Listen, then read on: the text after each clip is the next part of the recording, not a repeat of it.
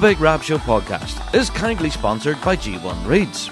They are the champion's choice, with many bands around the world playing G1 products, providing everything you'd need to hit the circle or the big stage. So, check out g1reeds.com as they keep the lights on here at the Big Rab Show Podcast.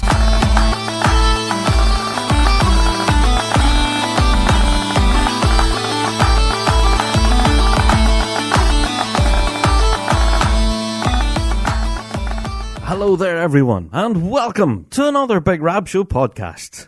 Yeah, another week has rolled round in the blink of an eye, and we've got so much piping and drumming to talk about this week. I don't know. What's going on? The season hasn't really started good and proper. Well, it kind of has, but my goodness, I nearly swore there. Yeah, we've got so much on this week's news and updates. I just don't know how I'm going to get through them all. But we'll do our best.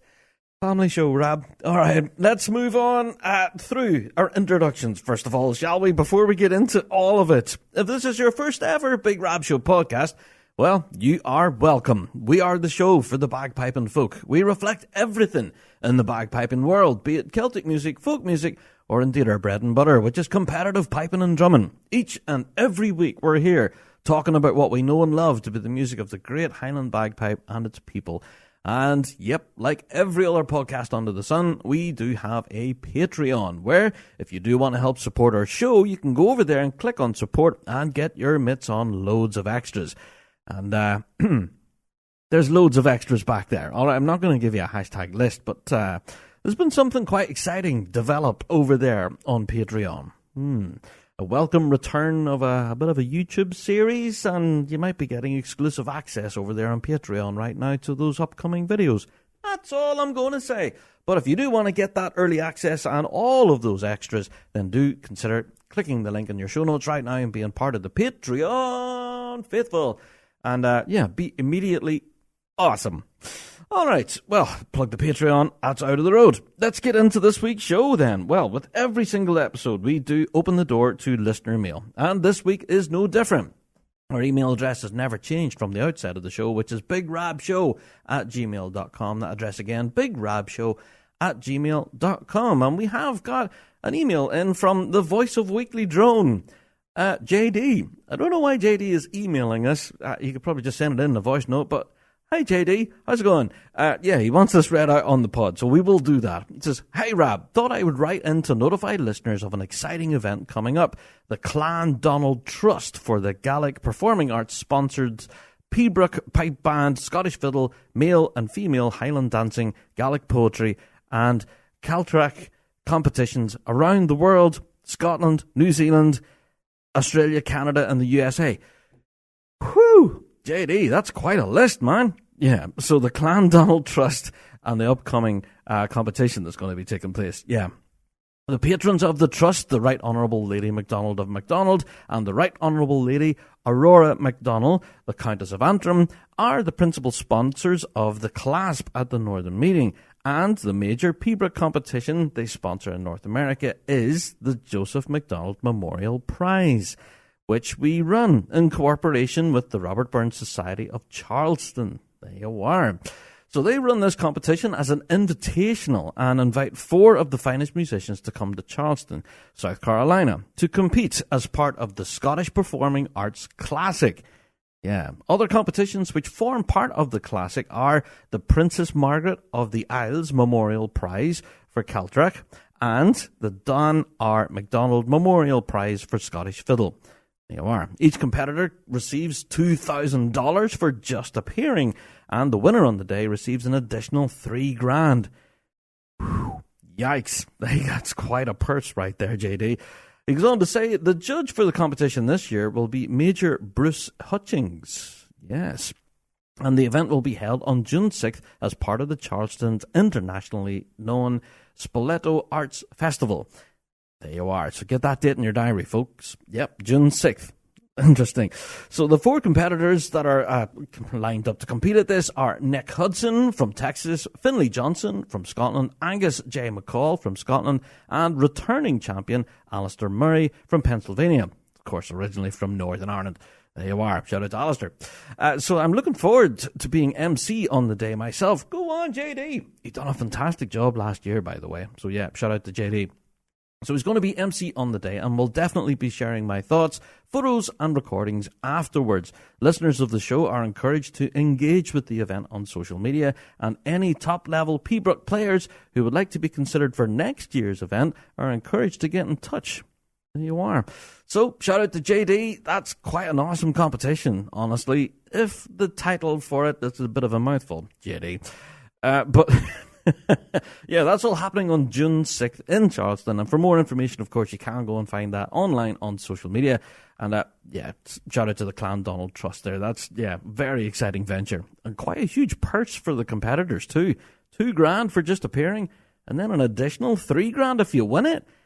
Woo! Not bad payday. There you are. So good luck to Nick, Finlay, and Angus, and of course to Alistair as well. It's going to be quite a big competition, that. Thank you, JD, for emailing that in. Now, last week we did put a call out at the end of last week's show asking for voicemails. And we did get a few emails asking, how do we do that? How do we send in a voice note to the Big Rab Show? Okay, well, what you can do is you can record it on your phone. Everybody who has a smartphone out there, they do have a voice recording app already built into it. Whether you have an Apple phone or Android, doesn't matter. You all have a voice recording facility on there. What you can do is just talk away into your voice recorder and then share that recording with us via email. You can email it to us, bigrabshow@gmail.com, and we will play your voice out on the pod. There you are. Easy peasy.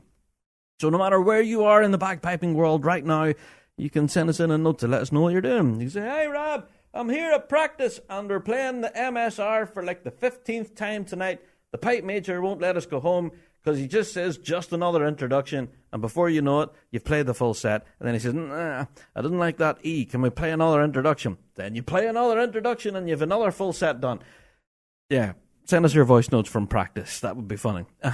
But also, if you have any thoughts or opinions on anything we do cover here on the Big Rab Show, we would encourage you, email us in, bigrabshow@gmail.com, or those voice notes facilities. Absolutely. We would love to hear from you. It is absolutely the lifeblood of the show.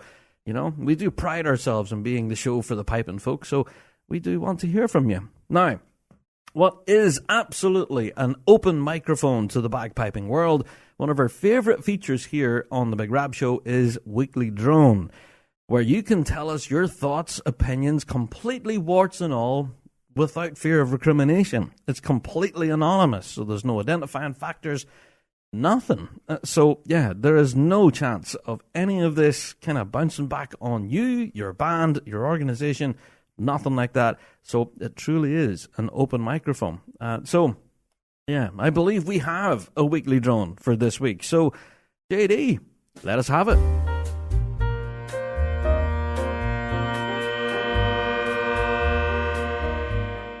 It's the weekly drone.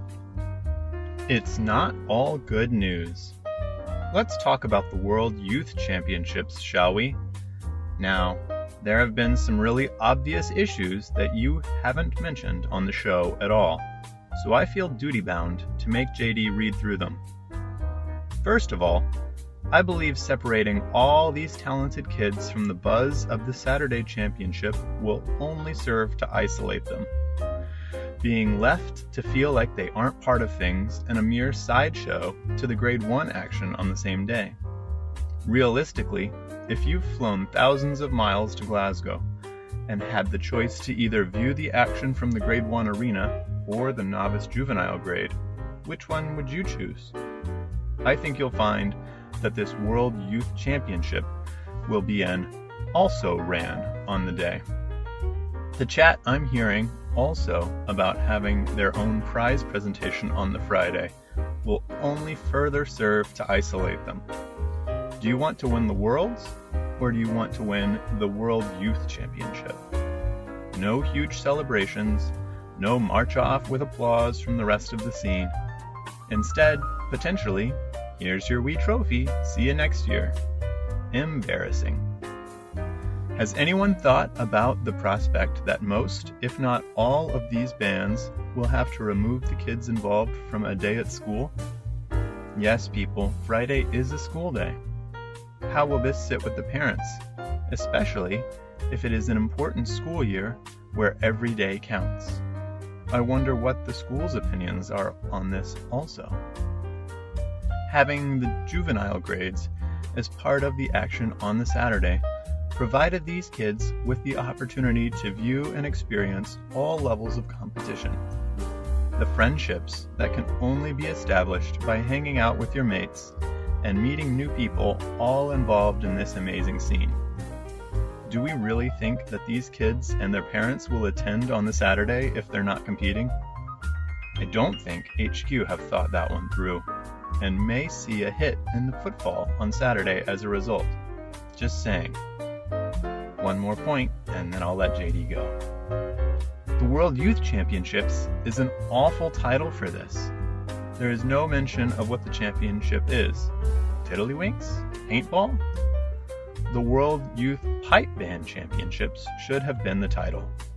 But hey, look, another ball the folks at HQ have dropped. Whoopsie.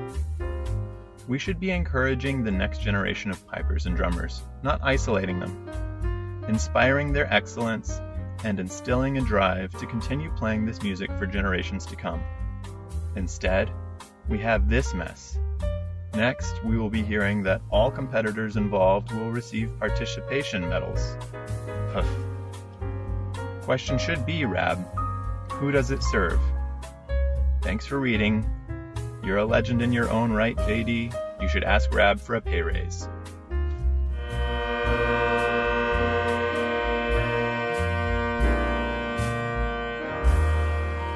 Oh, wow. That is quite a weekly drone this week. And yeah, as for giving JD a pay raise, absolutely, I agree. Shout out to JD for reading through all of that. That was incredibly detailed and a lot of very strong opinions on the youth championships. Yeah, the Youth World Championships, I agree. The title of it doesn't really portray what they're competing in. I do agree with that one. I do think that they are missing the trick by calling it the Youth World Pipe Band Championships. Yeah, I do think they need to put that in the title. But that's just my opinion. You know, I am allowed to agree with the droners sometimes. But yeah, your commentary there on, you know, the isolation of these junior bands and segregating them on the Friday from the main action on the Saturday is kind of a double-edged sword. In one regard, you're talking about, oh, they're going to be so isolated and they're going to be, you know, sticking out like a thumb in comparison to the Grade 1 big guns. Well, and then on the other side of the sword, I guess, that we are also showcasing this talent. We are giving them their own platform to sing on. And yeah, perhaps if you are at the Grade 1 arena and you're watching Grade 1, but let's face it, that arena is always packed to the gills, and then turn around and you see just behind you the juvenile grade are thumping out hornpipes as well. So, hey, what's not to love? Honestly, I do think that it could work in its inception the way it has been planned so far. I have to say, you know, a lot of what you've been mentioning here in your weekly drone is hearsay. A lot of it is rumour so far. We've had very little actually confirmed about the Youth World Championships. There's been very little detail, in fact. Ourselves in the Big Rab Show, of course, we mentioned this at the time of the announcement. We did reach out to RSPBA for a bunch of questions and in the hope that we would get answers. And so far, bupkis, we have had nothing. We have followed up, of course, and, you know, we've been asking, hey, you know, we've sent you a bunch of questions asking about this, but we've had nothing back, unfortunately, folks. So we will continue down that line to see if we can get answers about the Youth World Championships and as to what exactly they're going to look like, what the playing requirements will be. And you did mention there at the very end, who does it serve? Well, in one regard, it does serve those who are keen to see that action. And normally on a Saturday, it can be insanely busy with huge crowds. And it could be quite difficult to see your kid in action in a juvenile band at a packed arena. Yeah, that's been a common complaint over the last few years, where parents and aunts and uncles have not been able to see their family members competing due to an absolutely packed arena. In one regard, but also by giving them this singular platform to perform on, we are showcasing this young talent, I would argue. As well, Yeah, I do get your point. Perhaps we are isolating them from all of the buzz of the Saturday. But that's not to say that the Friday might not be changing as well. We may well see this Friday of the World Championships being further developed. Will we see more vendors being open? Will we see a larger venue as a result of more competition happening on that day? At the minute, the Friday at the Worlds is just Grade 1. That's it. Nothing else happening. There's no drum majoring. There's no other bands playing at all.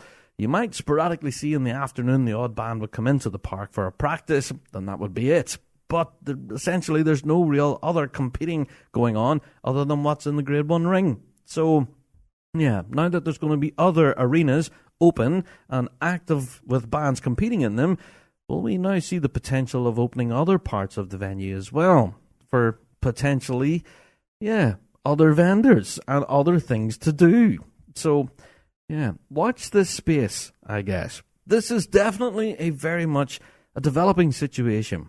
I'm very reluctant to kind of provide a lot of commentary on this because it is all so up in the air right now. And a lot of what you've just alluded to there in your weekly drone has been rumour and conjecture, so there's nothing really we can hang our hat on at this point.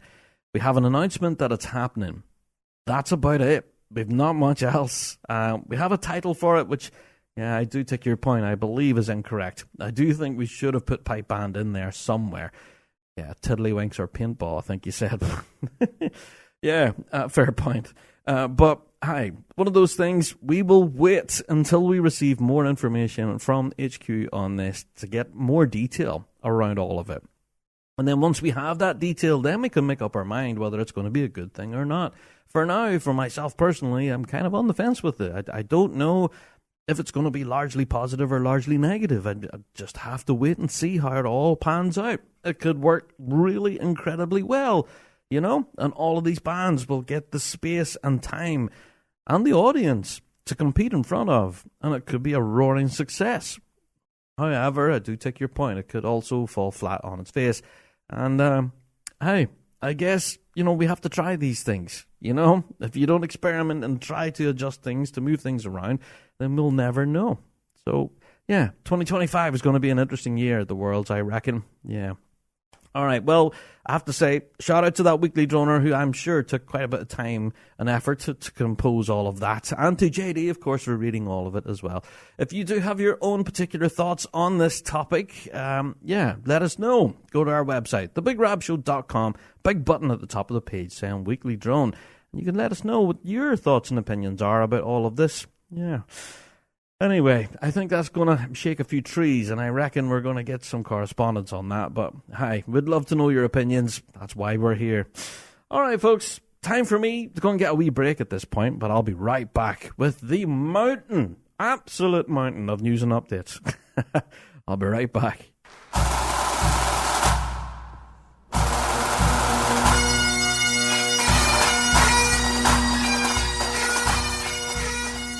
Do you wish piping could be fun again? Bagpipers around the world continue to struggle with their instrument, despite hours of hard work trying to get better. Bagpiping should be fulfilling.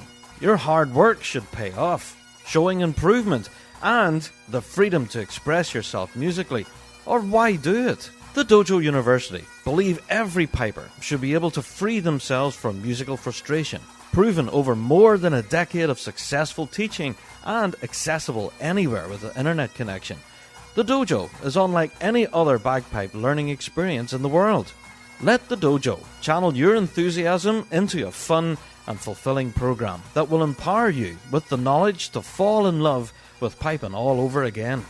So go to dojouniversity.com/Big Rab and take advantage of our 30-day free trial of Dojo Premium membership. Join the global community of students today and rediscover the fun of bagpiping. dojouniversity.com/Big Rab for a 30-day free trial.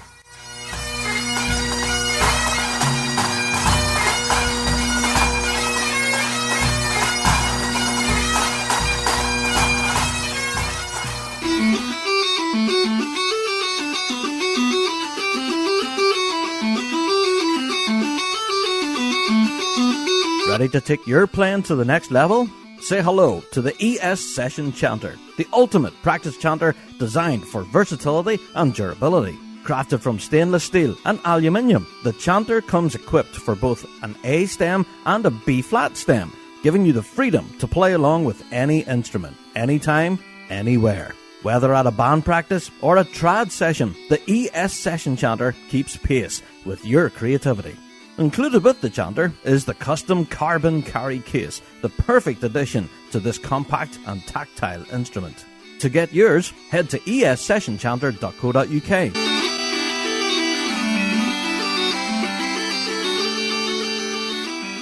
Yes, time to get through this mountain of news and updates, so let's get to it.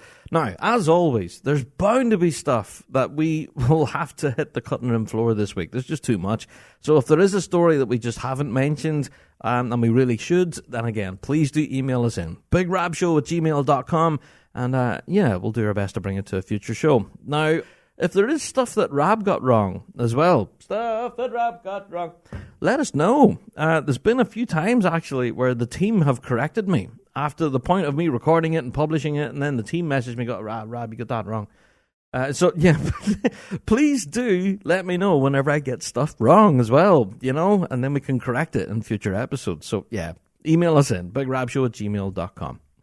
All right, on the 25th of April, we got quite a sad news story announced by the RSPBA headquarters. Yes, the board of directors and their staff there made the announcement of the very sad passing of the president of the RSPBA, Major General David McDowell, CBE. Now, this came as quite a shock because from what I've heard, it was quite a short illness and it was very sudden. And came as a huge blow to the family, of course, and to everyone there at the RSPBA. Yeah, so ourselves in the Big Rab Show, we also want to extend our sincerest sympathies to the McDowell family, and of course to everyone who knew David very well, of course, all there at the RSPBA, but of course to his bandmates, of course, at Stranraer District Pipe Band, and to the Royal Signals Pipes and Drums as well. And such a sad loss. Yeah. Now, we know that David was placed in the role of president in 2024, and he did play quite a pivotal role across last season, attending all of the major championships and quite a number of meetings throughout the season, and did provide a lot of wise counsel on a lot of pretty hard-hitting issues. So, yeah, quite a sad loss, and will sorely be felt, I think, by the RSPBA. And, so again, ourselves in the Big Rab Show, and of course, the RSPBA themselves, and all the local branches and stuff as well, have all sent out their sincerest sympathies to all the McDowell family, indeed. Right, I have to get into more positive news, I guess, and let's talk about some of the competing action that took place over this past weekend. Yeah, I have to talk about the County Antrim Indoor Competition here in Northern Ireland, which was... yeah, honestly, so well received. The amount of text messages and stuff we got last night on Fuse FM was just brilliant. The amount of people that loved this competition and are really hopeful to see it return again next year. Yeah, the return of indoor competition has been a long time coming here in Northern Ireland, and it's just brilliant to see it back again. And this one, from what I've heard, was pretty much a roaring success. It all ran like absolute clockwork, and the venue itself has been highly praised as well. Yeah. So let's get through the prize winners then, shall we? Yeah. Winners of Grade 4B on the day were Tullylagan. Yeah, go on the Lagan. Yep, Tullylagan lifted the top spot in Grade 4B. Well done, guys. And they also lifted the drumming as well. Yeah, so well done, folks. Now, for those of you asking, no, I wasn't there. I wasn't able to attend that day. Unfortunately, I did have another engagement, so I wasn't able to compete that day. So, yep, I've already started seeing the jokes fly and said, Tullylagan are winning because Big Rab isn't playing. Okay, all right, I'll take that. Now, the drumming on the day went to Tullylagan Pipe Band in 4B, but the piping actually went to the runner-up, and second place was Queen Elizabeth. Yeah, and they got 2 firsts in piping, so quite a convincing win of the piping result there. Yeah, well done, Queen Elizabeth. In third place then was Breedy Ulster Scots. Yeah, played a good tune, actually. There you go. Into Grade 4A then, the winner on the day was the Thiepville Memorial. Yes, they picked it up an ensemble preference, and they also lifted the drumming as well. In second place was Cottown, and they had 2 firsts in piping that day as well, so yeah, lifting the piping. In third place was Grantia, and in fourth place was Moneygore. You are. In grade 3B then, we had Upper Crossgar, who lifted the overall prize and lifted the drumming as well. And they split the piping with the runner-up spot, Ballybowly. Yes, they were. Grade 3A then on the day, Clocker and District lifted the top spot as well as lifting the drumming. There's a bit of a theme running here, isn't there? Yeah. So well done to Clocker. In second place in 3A was Cullabaki, who lifted the piping. Well done, with 2 firsts in piping. In third place was Clockfin. In fourth was the Irvine Memorial. Yes. Then a number of these bands did play up and compete in a grade 2 competition, which is more of an open grade, I guess. You know, these bands competing up a grade. So, yeah, winning grade 2 was Clocker and District. They managed to lift that one as well, with ones right across the board. In second place was Irvine Memorial, and in third was Clockfin. You are. All of those performances, every one of them, is up there now on our YouTube channel. You can go and have a watch at every single pick of it. And a lot of those bands actually did unveil a lot of new music. Yeah, I have to give a shout out to Clockfin, actually, and I believe their medley selection that they unveiled at this competition was 100% original. Yes, I don't believe there was any traditional tunes played as part of their medley selection. I think that's the case. Now, whether that's true or not, I don't know, but I will hopefully confirm that with Clockfin. But go and have a listen to their medley. That's so interesting. But yeah, just shout out to everybody who was involved in that competition. Honestly, as I've said, a roaring success. And to all of the prize winners, well done. And I really hope to see this competition develop further now. You know, we've seen how successful it can be. And I'm really hopeful to see that this indoor competition will return next season. I'll have to wait on that front and find out. Yeah, but well done to everyone. All your prize winners. Good stuff. And yeah, for everyone who's been taking the mick out of me saying, yeah, Tullylagan's winning because Rab isn't there. I'll be on the grass before you know it, so shush. Or as they say here in Northern Ireland, hold your waist. But yeah, well done to everyone. All right. Let's move on. I'm sticking with the Northern Ireland theme for now. I'm going to stick with a few more stories here from Northern Ireland for this moment in time. The RSPBA Northern Ireland branch have actually put out an advertisement for photographers. Yeah, now you guys know, of course, Brian Hassan, who's the branch photographer here in Northern Ireland. He's been on the show quite a number of times. Well, Brian is a volunteer working with the association, snapping photographs of prize winners and all the action throughout the day. Well, Brian has been doing this solo now for years, and it seems that the branch are wanting to put together a bit of a team. Yeah, a team of like-minded photographers who can all work together to capture all the action of the day. I'm reading from the press release right now.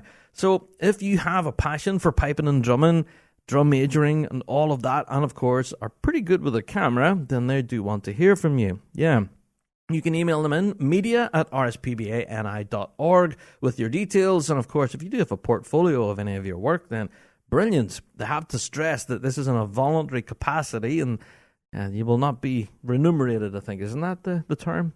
Yeah, you won't get paid for it. But yeah, I have to say, such an exciting opportunity right there to attend competitions in an official capacity and with a camera under your arm. There you are. Not like us on the Rab Show, you know, we turn up with a phone in our sparring in the hope that we can video a band or two in the circle. So that's what we'll be doing this incoming season, of course. If you do want to help us with that venture, of course, then do give us a shout as well. bigrabshow@gmail.com. Shameless plug. So we're always on the lookout for team members, so if you can help us, absolutely give us a shout. But yeah, it's brilliant to see that they're actually looking for official photographers from the RSPBA Northern Ireland branch. Now, what the difference is between an official photographer and what we do in the Rab Show is, being an official is that you get access to the arena. Oh! There you go. Yeah, that's all I'm going to say. So you can email them in, media@rspbani.org if you are anyways interested in being an official branch photographer. That's exciting there, right? Yeah, that's brilliant. Also, we did get a bit of an update from the Northern Ireland branch and a bunch of other branches as well. Send out reminders to all of their membership saying that the outdoor season is fast approaching and they were to remind everyone to make sure that their band registration lists are correct and up to date. Now, this just not only affects Northern Ireland bands, it affects everyone in our competing season, I have to say. Yeah, but so they're encouraging all band secretaries to review the current band roster. Now, every band secretary should have one. They should review it, make sure that it's fully up to date, and make sure that any transfer or release forms are completed and passed through headquarters as soon as possible. Now, the reason being because, as we say, the outdoor season is fast approaching, and higher to lower transfers require a qualification period of 42 days. So keep that in mind. So if perhaps you're transferring from a grade 1 band to a grade 4 band, then you need that 42-day period before you could actually step into the circle. Or your band could potentially be disqualified if your paperwork isn't up to date. Yeah. Now, don't want that happening. It has happened in the past. And I'm sure we can tell some stories in that regard. But we have now received a reminder from all of our different branches to make sure that your current band rosters are up to date and that all of the necessary paperwork, your transfer, your release forms, all that stuff is all processed through headquarters as soon as possible. If you are anyways curious, you can contact RSPBA headquarters on their website, or of course you can ring them. They have tons of information there and contact details. And from my experience, if you were to ring the girls in the office there at headquarters, they are very helpful and will do their best to walk you through all of the administration stuff to do with bands, because they all know that we're musicians and we're not the best at crossing T's and dotting I's and all that stuff. So, yeah, do give them a buzz, because on the day of a competition, if you are asked for your band roster, according to the rules, you should be able to present it to them in a printed out sheet with everybody's name. And the band stewards can inspect it. I did witness this last season, actually, and it took place at the Worlds a couple of times as well. I've seen that happening too. Yeah, and they went through the list of attendance and they made sure that every player standing there was on that sheet. Yeah, so it can be scary times to make sure that your paperwork is up to date. So, you've been forewarned, okay, especially with that qualification period that I mentioned. If you're transferring from a higher to a lower band, that qualification period of 42 days, that's quite a length of time, that. And considering this is now, the end of April, season starts in a few weeks, worth considering. All right, let's move on. You've been well reminded now at this point. Okay, also this past weekend, we have to talk about the Virginia International Tattoo, or VTAT, as it's affectionately called. What a show. Oh my word. Wow, is all I can really say. We have shared out a lot of the video stuff, a lot of the behind-the-scenes sort of footage that we received actually from folks who were actually there, which was brilliant to share that behind-the-scenes stuff, from rehearsals and sound checks and different things like that we've shared all that out there. Just shout out to all of you who were involved in the actual tattoo itself. It did seem to be quite a huge event and really well attended as well. Quite a number of pipe bands from all across, really, were at this. And I have to give a special mention, of course, to the Major Sinclair Memorial, who were over there thumping out some big tunes and did a lot of outreach as well. I think we mentioned this on last week's pod, actually. But they were going around like hospitals and schools and different places and kind of showcasing piping and drumming to an audience that might not already be aware of it. Sharing the culture, the music, and, letting kids have a go on a chanter. And here, do you want to come over and smack a bass drum? Come on ahead. That kind of thing. So it's brilliant to have that sort of outreach. And from what I've been hearing back from those who've been doing that, is that it's been largely extremely positive, and a lot of very inquisitive youngsters are now asking for piping lessons as a result, and they're like, hey, I enjoyed that. Can I learn that?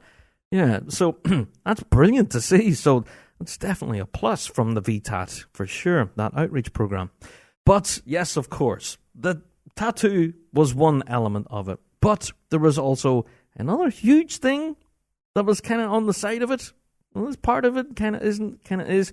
Yeah, it's the American Pipe Band Championship. Wow. We've seen a lot of the live streams from this, and of course, we managed to share all of those out there on our socials. Wow. Okay.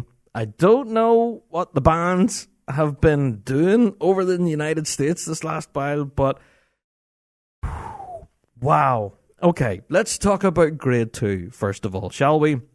The winner of the Grade 2 and American champions, the Ulster Scottish Pipe Band. If you haven't seen their medley selection yet, oh my word. I don't know what's been going on, but the last time I heard the Ulster Scottish was at the Worlds last year. And they were already on fire at that point. They were so good last year. But they seem to have found another level. I don't know what's going on there, the Ulster Scottish, but woo, have they hit the ground running. Do yourself a favour, go and have a listen to that set. Yeah, I've been sharing it out to all my mates here at the minute, sharing it out in WhatsApp and whatnot. Say, hey, watch this. Have you seen this yet? Go and see it, especially for drummers. All right? Yeah, I'm just going to give Derek a huge shout out and the work that he's done with the drum corps there. All right. Yeah. Shout out to the Ulster Scottish. But also, I have to give a mention to the Macmillan Pipe Band as well. They finished up in second spot overall on the day as well, but they thumped out a huge tune too. Yeah, Macmillan, big tone, just really musical, enjoyable, and really loved it. So, yeah, fantastic. So that was the Grade 2 competition.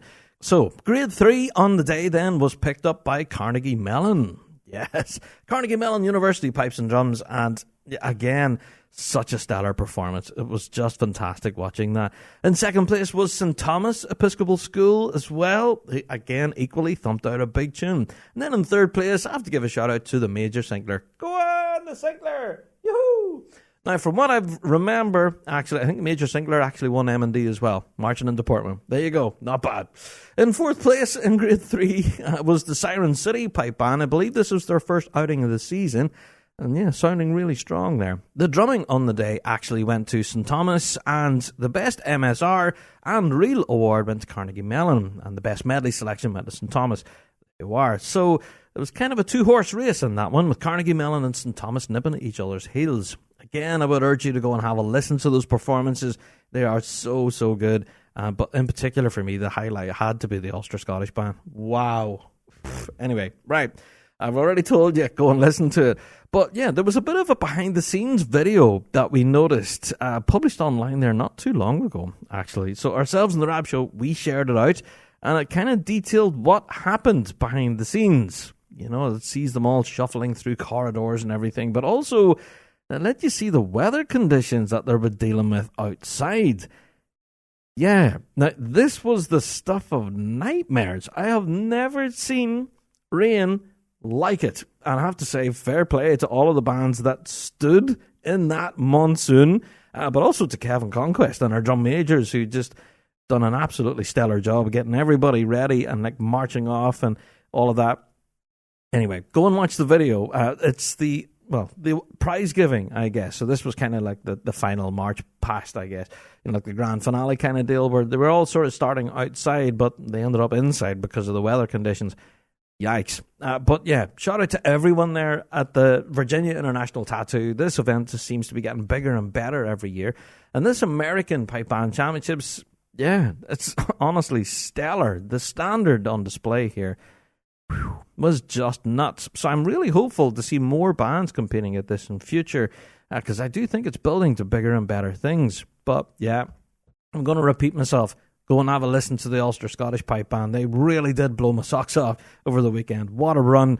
But yeah, to everyone involved there, just a stellar event, a brilliant competition. And yeah, full congrats to everyone. And safe journey home to everybody there at the Major Sinclair. Yeah, I'm hopeful to see you on the grass now in Enniskillen in a few weeks. So yeah, they seem to have the best crack out there in the United States. But hey, they all had to come home sometime. There you go. All right, let's move on. Okay, I'm going to briefly mention another competition that took place this past weekend, which is, of course, the Lochaber Piping Society Junior Competition.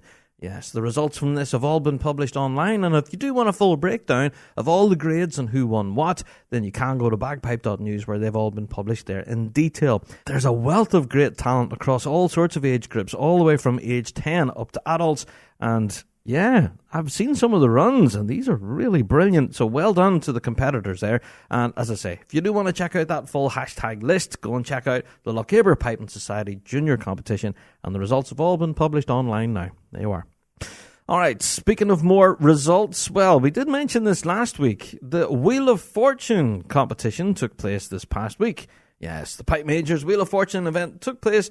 And yeah, congratulations to the winner, Sarah Muir. Yes. Well done, Sarah. Now, Sarah actually managed to pick up the medley element of the competition, with Ross Miller taking second place with Cameron Drummond in third. And Cameron actually managed to pick up the MSR part of the competition as well. And one thing that I'm really interested in, Best joke. You actually get a prize for best joke. So shout out to Brian Lamond who had that. Yeah, so I'm curious as to what the joke was. Now, we haven't seen any of the performances from this, okay? I've been very kind of on the lookout for this, but I have seen nothing online from the Wheel of Fortune event. So, yeah, if any of you are aware of any of the performances, of course, then please do share those with us. And we would love to share them out with our listeners, of course. But, yeah, there was a bit of a news story published about this on bagpipe.news, and they give some of the tunes that Sarah Muir had played as part of her medley selection. They included tunes such as The Mad Hornpipe, Stevie Burns' Jig, Alison's Song, The Unknown Polka, As I Went Out Upon the Ice. I don't know that tune, to be honest.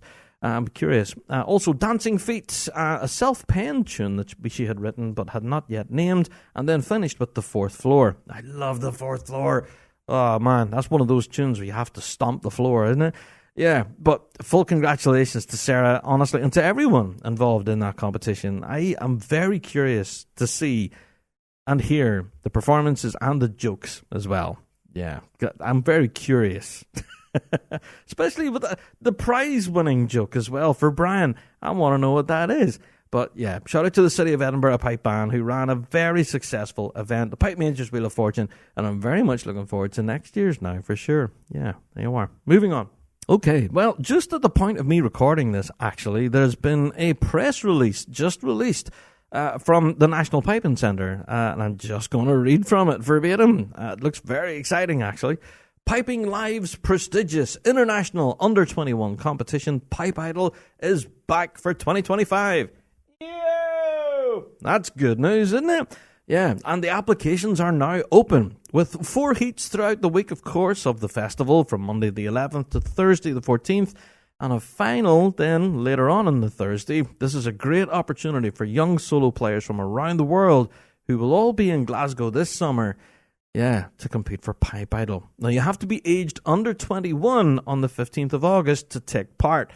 This is important. There's been a few instances over the last 5-10 years where people were accidentally 21 or 22 by the time the cutoff date arrived.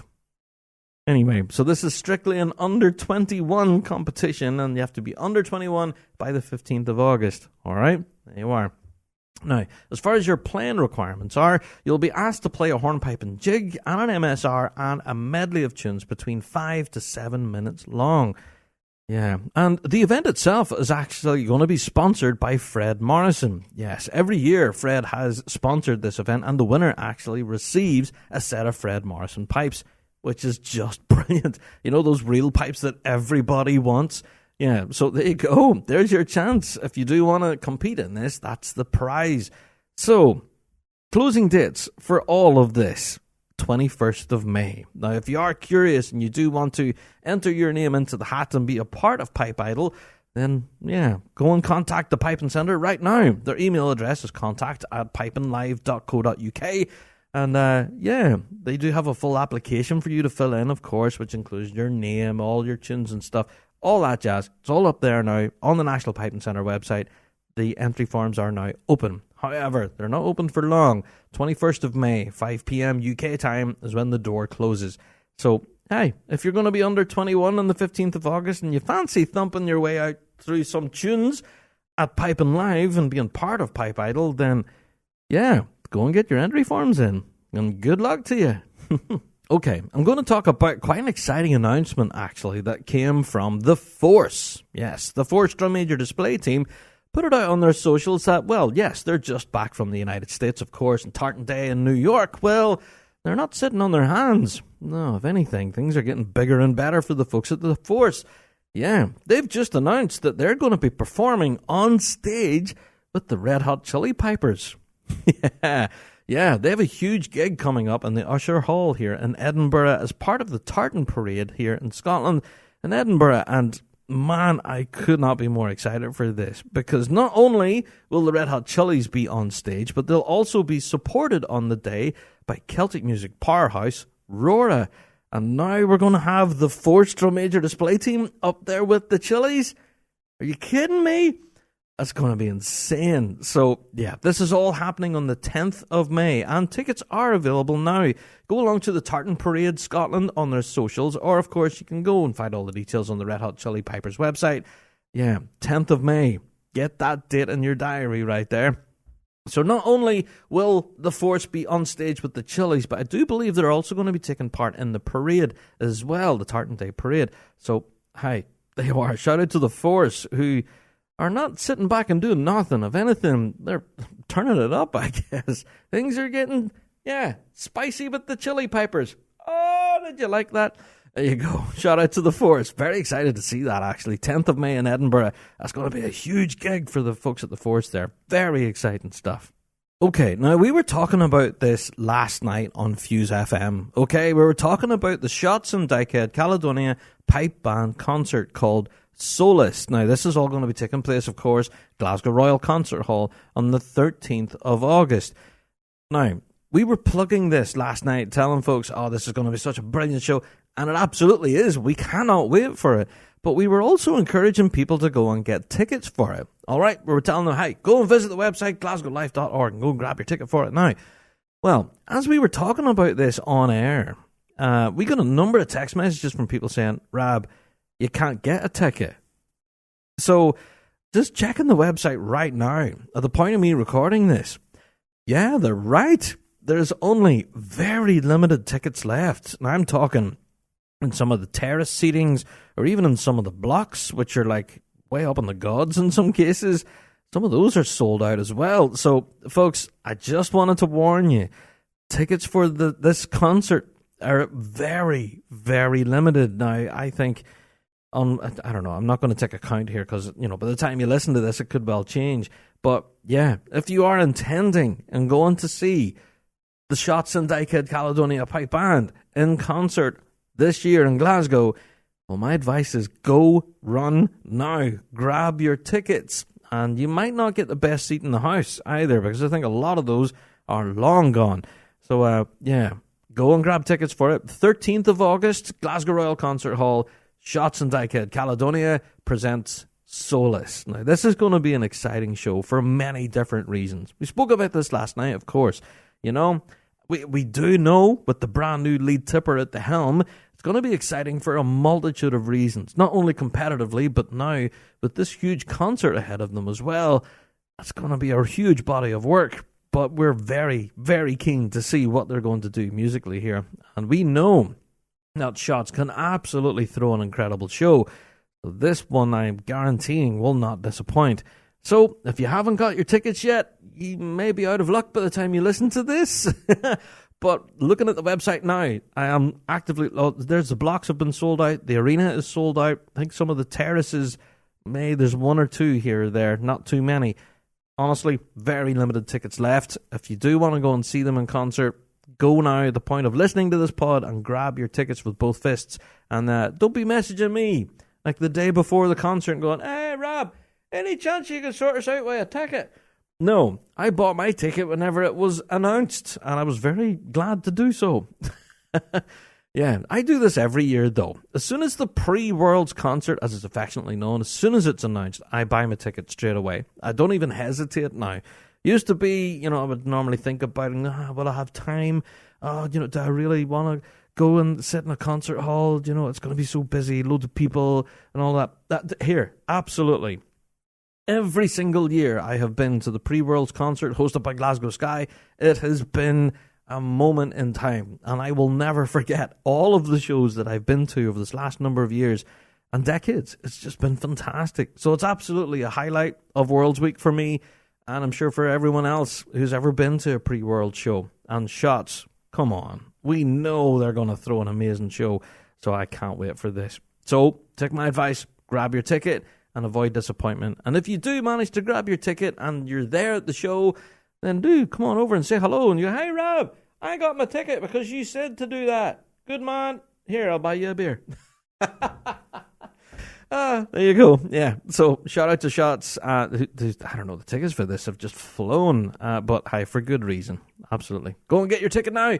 Heed my advice. Okay, now we gave them a shout earlier in the show, but we're going to give them a shout again.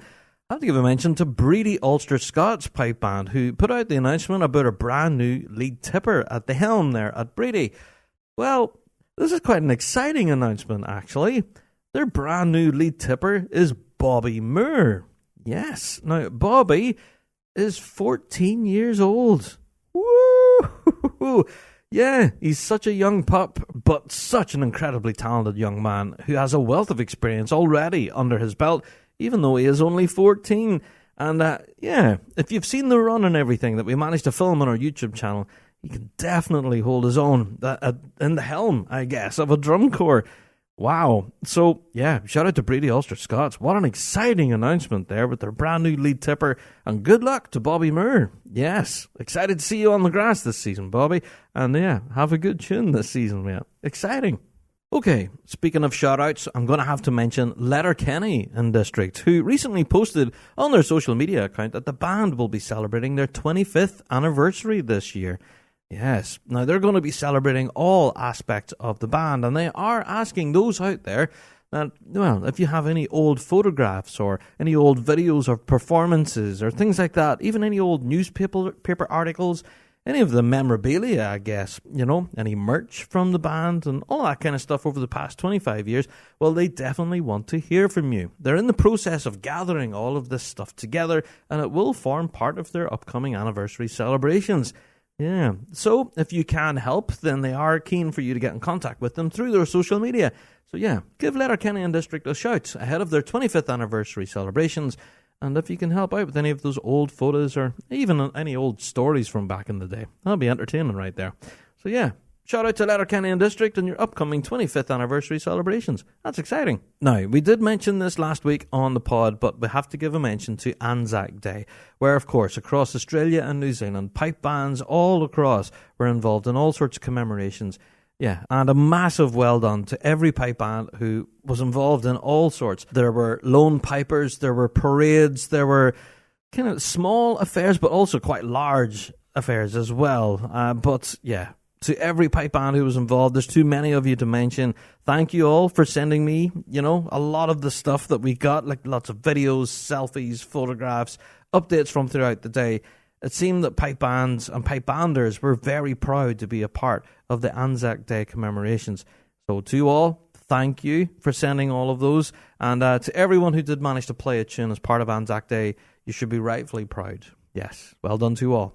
Okay, so I'm going to wrap it up with the news and updates at this point. I've already kept you all long enough, but I did want to mention a couple of Big Rab Show updates that I'm hoping that you folks out there can help us with. Now, we were talking, obviously, we're hoping to get some more team members in to help us for this incoming season. Of course, we're all competing players ourselves, so being able to cover a competition for all of our audience listening right now can be quite a challenge. And of course, thumping out the videos as well online can also be equally as challenging. So if you can help, then please do let us know. If you're going to be at any of the major championships this year, or even across any of our minors here in the UK, then please do get in contact with us. We would love to hear from you. Now, not only are we looking for folk in the UK, but also around the globe. Yes, be that America, Canada, New Zealand, Australia, South Africa, wherever you're listening right now.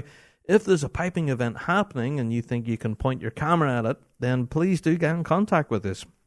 We absolutely want to try and showcase international piping and drumming as best as we can, and we do think we can further develop that if we had additional help. So, if you do want to be a part of the Big Rab Show team, then please do get in contact with us. Yeah, bigrabshow@gmail.com. Now, not only that, we're going to be working on a brand new series here on the pod. A brand new feature, yes. And we've been working at this now for a number of months. Yeah, it's called Meet the Band. I'm excited to announce this, actually. Yeah, we've been sending invitations out and around the world to, various different pipe bands so we can meet them. Yeah, find out all about the band themselves, the personnel, the history, all that kind of stuff. Yeah, it's been a long time coming. We've been wanting to do this now for a long time, and we think that now is possibly the best timing to do this. Now that we don't have all 5 majors in the calendar, we may have room on our show running, I guess. So now is the best opportunity for us to meet the band. So as I say, we've sent out invitations aplenty across to plenty of pipe bands here in the UK, but also further afield. And if you didn't receive one of those invitations, then what we want to say is, yeah, reach out to us. We don't have contact details for every band on the planet. And it's been pretty tricky trying to source email addresses or even social media contacts for a lot of pipe bands out there. We don't have every secretary's detail, so it's difficult to be able to get an invitation out to every band that could potentially be listening to our show right now.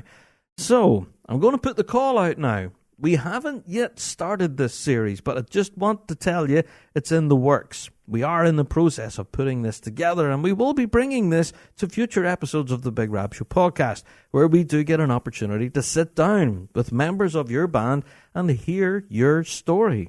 Yeah, we want to hear all about how the band started and obviously where you are now, the journey that has brought you to this place, and the passion behind the music and its people that walks through the doors of your band hall. We want to hear it all. So, we're reaching out to not only top flight bands, of course, but we're also reaching out to grassroots piping as well. So even if you're listening right now and thinking to yourself, we're grade 4B, grade 5, Rab will not want to talk to us. No, absolutely the opposite. We absolutely want to talk to you. Yeah. So if you are listening right now and you would like to be a part of that Meet the Band series, then please do get in contact with us. We would absolutely love to talk to you and find out all about your particular band, where you are, your history, your motivation, and where you are now. And I think through doing this series that we'll introduce people to a lot more different pipe bands out there that you may not be aware of. Yeah. So, as I said, the email address that I keep repeating all the time, email us in, bigrabshow@gmail.com. And then once contact is made, we will send out the official invitation, and then we'll line everything up where we can meet and have a discussion and get it all recorded here for a future episode of this show. There you are. That's exciting, isn't it? Very. Well, before I mooch off and have a cup of tea and get into the topic and all that stuff, before we get that far, I have to give a big shout out this week to Catherine Stewart and Jack McGowan. Now, these guys have been long-time supporters of ourselves here in the Big Rab Show. They are also Patreon members for the longest time, and they've even presented an episode on Fuse as well. They covered for me for a week so I could get the band practice. Well, the reason I'm giving them a huge shout on the podcast this week is because tomorrow, on the 1st of May, at the point of me recording this, they're tying the knot. Yay! They're getting married! Oh, and I'm so happy for both of them. So just wanted to say a full congratulations on your nuptials, guys. I'm sure by the point you're listening to this, you're either getting ready for the wedding or the wedding's probably long behind you, because I'm sure listening to the Rab Show pod when you're preparing for your nuptials would be the last thing you'd want to do. But anyway, just figured I would give us a big shout on the pod this week. Congratulations on your wedding and getting hitched and married and all that stuff. It's brilliant. Much love from all of us here on the Big Rab Show team. You guys are awesome. And we do hope to catch up with you in due course. Of course, throughout this season. We'll see you out there on the grass now as man and wife. Yay! There you are. Just wanted to give a shout out to some good friends of ours here in the show. And congratulations on your nuptials, guys. Yes, congratulations. Yes. Well, I think, should I have a glass of champagne? Nah, I guess it's time for me to have a big cup of tea. Yeah, it's time for the topic of the week.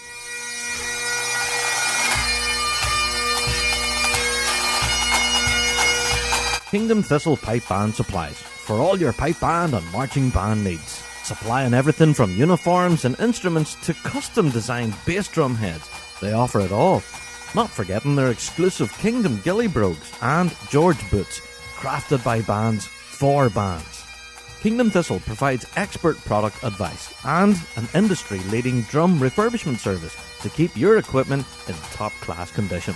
Also, shipping worldwide. So, stop by their store in Fife or visit them online at kingdomthistle.com for all your pipe band and marching needs.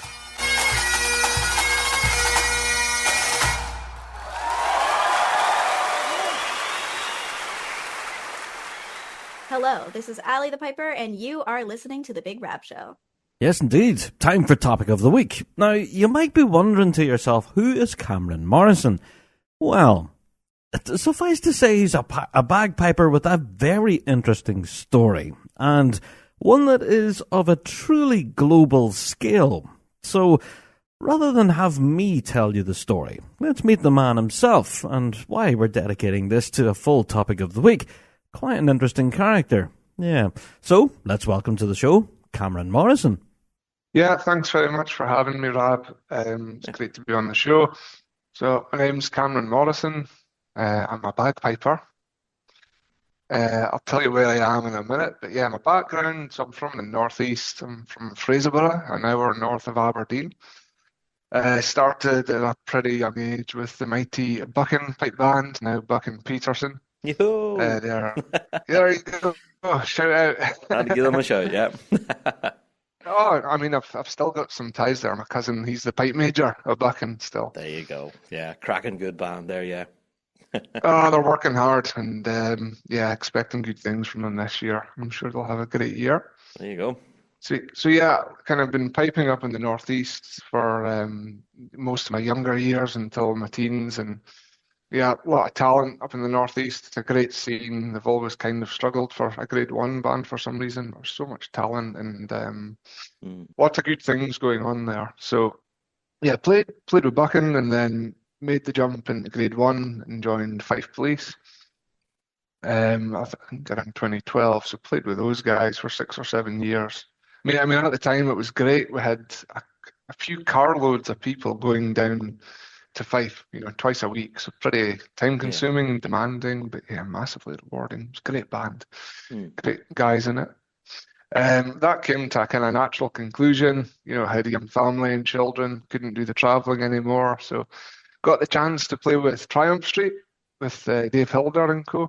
Yeah, fantastic band. Yeah. Oh, amazing. Like the music was great. The people, the camaraderie, like the banter, it was just fantastic. Yeah. So got out to British Columbia, to BC, and had some competitions out there. It was great to see. Unfortunately, the band folded just 1 year after I was with them. That was when they kind of ceased competitive operations. Still a lot of friends and things there. So I was quite enjoying doing flying in and playing in Canada. So then played with the Frasers after that for a few years. So I got to experience the other side of the Canadian competitive thing in Ontario. Did the North American champs with them at Maxwell. Again, great band. They know how to throw a party. They work hard. They play good music. It's legendary, that, isn't it? I was about to ask you about that. They do have a reputation for legendary parties. Yeah. Yeah, they know what they're doing. When it comes to the parties. There you are. So yeah, no, it was good. It's a great experience, kind of doing that with Fife and then traveling around a bit. Yeah. And then after playing with the Frasers, we had COVID. And shortly after COVID, I moved out here to Dubai. So, yeah, was kind of on the hunt for a new band, which then brought me on to New Zealand. There you go. So, well, I have to ask you, what took you out to Dubai in the first place? It's quite an exotic place, Yeah, it was a career move. A company effectively moved me and my wife and kids and everything out here. So had to make the piping sacrifice for a bit of advancements in other areas. There you go. So I guess that there wouldn't be too many bagpipers in Dubai, is there? No, it's a pretty rare commodity out here.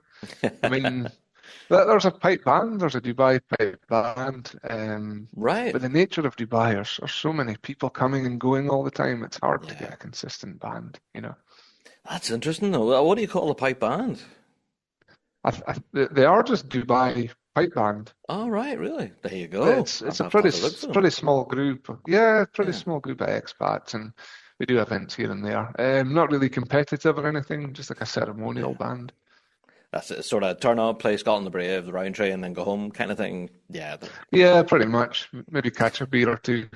There you go, proper order. But then yourself, you didn't hang the pipes up altogether, as you mentioned there. You're part of Manawatu. I have to say congratulations on winning the Nationals this year. The band sounded amazing. Tell me about, first of all, how did you fall in with the Mighty Two?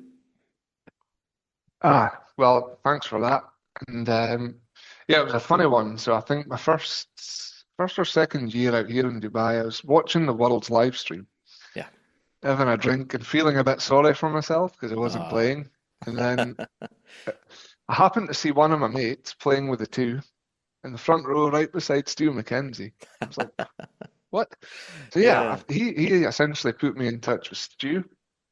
And then one thing led to another. So went through the kind of process of getting entered into the band. I travelled out there last year and did the nationals with them up in Auckland. That was a great experience. I mean, I can talk about New Zealand and that setup in more depth, but we did it last year and we tied with Canterbury, who were great, really strong competitors. And then we lost, obviously, an MSR preference. So we knew we were close.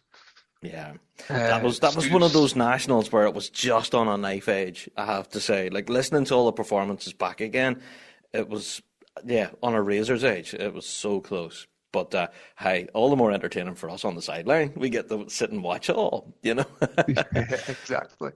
Yeah, so then stepping into the circle then this year and actually doing the business, that's bound to have been a special moment for everyone. No, it was great. I mean, just on the band, played in a few bands now in a few different places, and the first thing that struck me with the two is they've got a great culture. Yeah. That was great music, but the culture is great. The kind of camaraderie and hard-working attitude they have, but lots of friendships in the band as well. They have this Spirit of the Two awards to kind of reward a player every year for demonstrating these behaviours and commitments and those kind of things. And it's fantastic. And that's music aside. So, I mean, since the Nationals last year and this year, what's changed? I think Stu McKenzie's masterminded some sound improvements I think he's been working on. I won't say too much because maybe you'll interview him sometime, but you never know, yeah. he's reworked these wooden chanters, and yeah, it was great. It worked really well for us. Oh, absolutely. I have to say, the band that hit the circle at the Nationals, and since then it's been, I don't know, there is definitely a tangible change. So that's what it was then. Stuart was tinkering with the sound element of that then, Cameron, yeah. Yeah, I think over a period of time, maybe 1 or 2 years, he's been working away with these old wooden chanters he's had to get them to a spec that's suitable for today's kind of pitch and tester stability and all these things, and it just worked a treat, really fair play to him for having the courage to go and try something different. It worked well, so absolutely, and glad to hear you like the sound of it. Oh, it's fantastic, honestly. And we've been playing it on the show now, of course, on Fuse now for weeks. So I have to ask you then, Manawatu, as you mentioned, the culture that's there, it's a massive organization. Like, you're not just talking about the one Grade 1 band, but there's a raft of things that whole organization does, isn't it? Yeah, I mean, there's a Scottish Society, but in terms of the pipe bands, so they've got the Grade 1 and the Grade 3, call it number 1 and 2 bands. They've recently started a kids band. Yeah. And you should see them. They've got so much young players in already on the pipes, and I think today is Anzac Day, so it's That's like right, the Remembrance Day, and they had a band out doing a parade and the kids band as well. So there's serious organisation. Yeah, it really is. So can you tell us a bit more about your experience of, well, the New Zealand scene then? You've obviously been well across the scene here in the UK, but, in comparison, does it hold up as much of a comparison? We think it's better.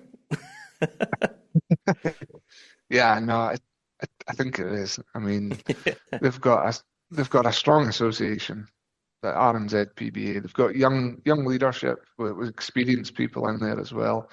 Yeah. I think they've got a great grassroots system with the summer schools they do. They're flying over, serious people to teach the kids. I think almost at a government level in funding and support, they've got it all worked out really well. And like the Nationals format's great. It's a different place every year. So a lot of the smaller towns get to have a go at hosting it. And for me, it works great. And it's a 2-day event. They do a street march, which is judged. So that looks like so much fun. Yeah. What's it like being part of that? I've heard so many reports. Some people seem to love it, some people hate it. But I think from our perspective, I think it's brilliant.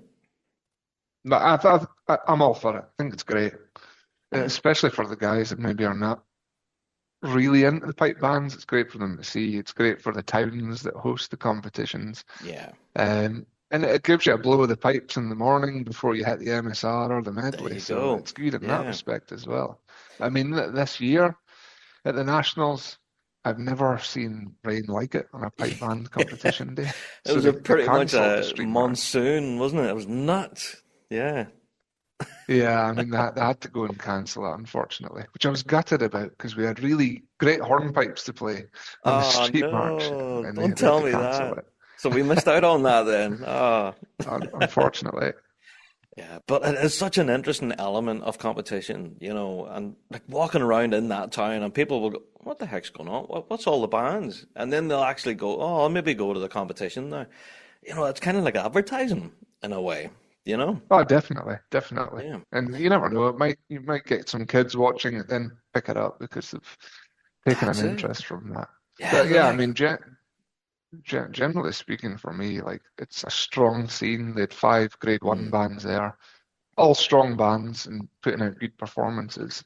A lot of great kids bands, and I mean, I would encourage anybody to go and play at it if you get the opportunity to, or go and listen. Yeah, well, that's it too. Yeah, for sure.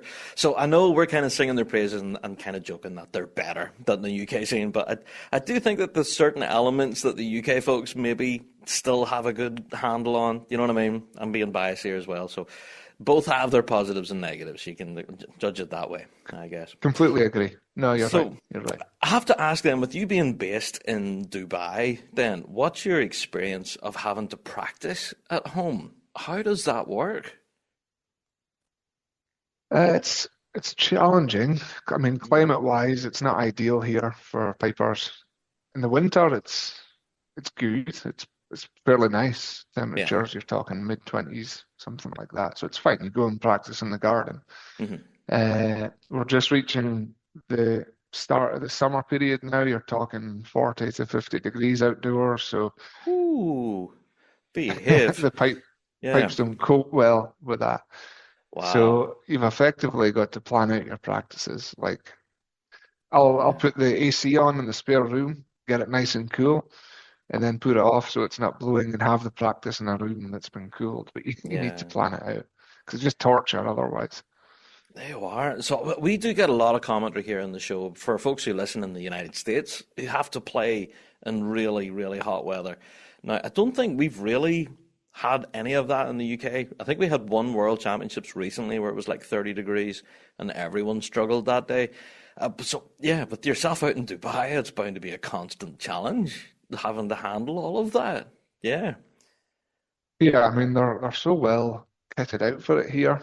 So you tend to find in the summer, not much people outdoors unless you're in a swimming pool.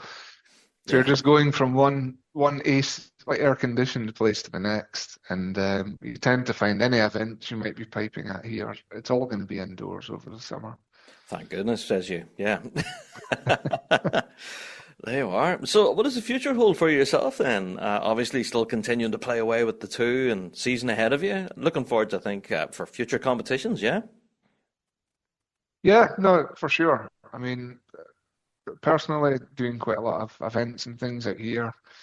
In the pipeline, so that's good. We had the Red Hot Chili Pipers out here last Friday. I was at a gala dinner, and they were playing, so it's quite interesting to see them. They were great. Did a really good job. The crowd loved them. In terms of this year, the 2 will be across for the Worlds, so everybody's gearing up for that. Got some exciting new material and everything lined up.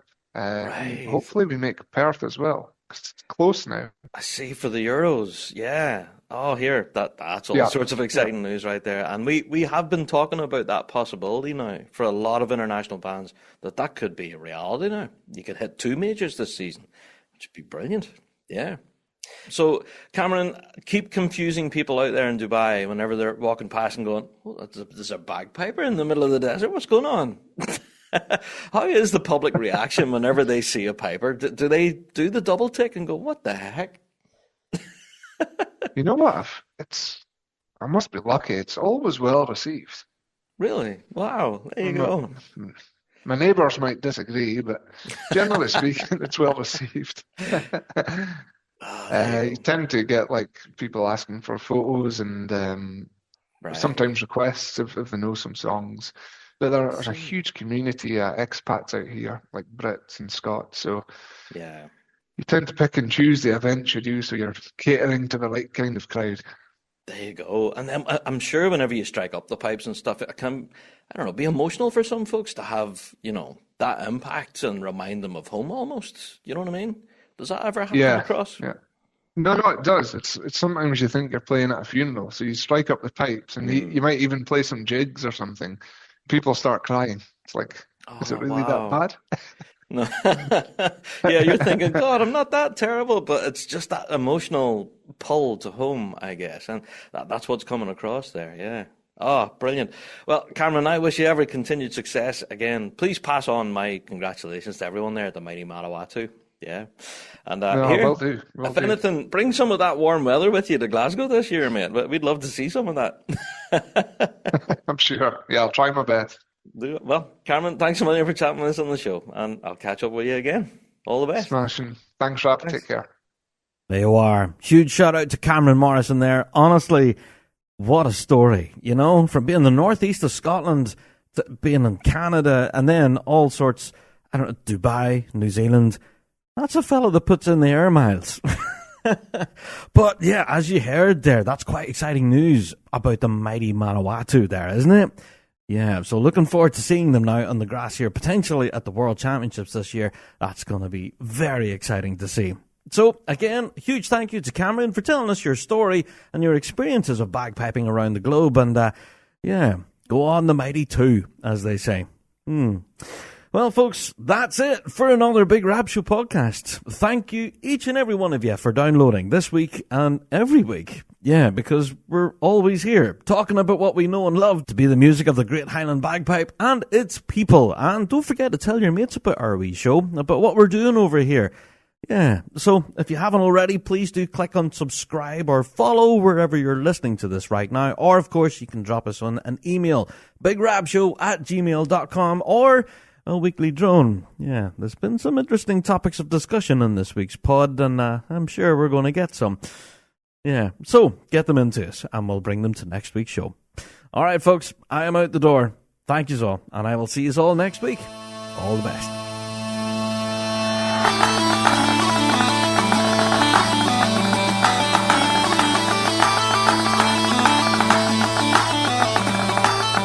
Well, that's it for another Big Rab Show podcast. Thanks so much for downloading this week, and a special thank you to our sponsor, G1 Reeds. Played by bands around the world, they are the champion's choice. Check out g1reeds.com for all of your piping needs. Don't forget to check out thebigrabshow.com to be kept up to date with all of the latest news and views from around the piping world. And also, check us out on Patreon. For $5 a month, you can get your hands on tons of extra piping goodness and be a part of the Patreon faithful. So, until next week, folks, we'll see you right here on the Big Rab Show podcast. All the best.